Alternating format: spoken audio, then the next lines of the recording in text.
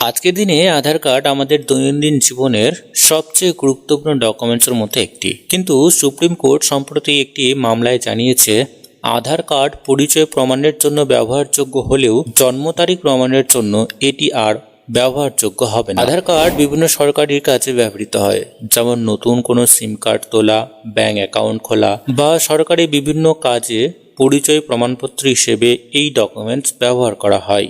কিন্তু সুপ্রিম কোর্টের নির্দেশ অনুযায়ী আধার কার্ড এবার থেকে জন্ম তারিখ নির্ধারণের জন্য আর ব্যবহারযোগ্য হবে না।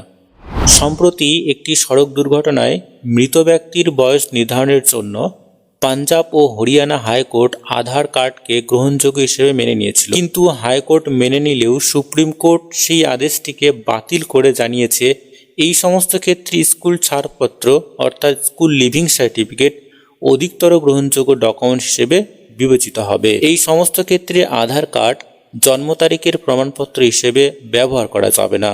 ইউআইডিএআই স্পষ্টভাবে জানিয়ে দিয়েছেন যে আধার কার্ড পরিচয় প্রমাণপত্র হিসেবে ব্যবহারযোগ্য হলেও জন্ম তারিখ নির্বাচনের জন্য এটি ব্যবহারযোগ্য হবে না, কারণ অনেক ক্ষেত্রে আধার কার্ডের জন্ম তারিখের তথ্য ভুল দেওয়া থাকে।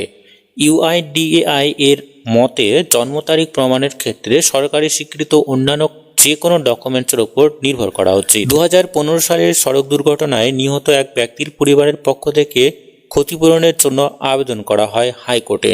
মোটর দুর্ঘটনায় ক্ষতিপূরণ ট্রাইব্যুনাল নিহতের বয়সের ভিত্তিতে ক্ষতিপূরণ প্রদান করা হলেও জন্ম তারিখ নিয়ে বিশৃঙ্খলা দেখা যায়, কারণ আধার কার্ডের জন্ম তারিখের প্রমাণপত্র হিসেবে দেখানো হয়।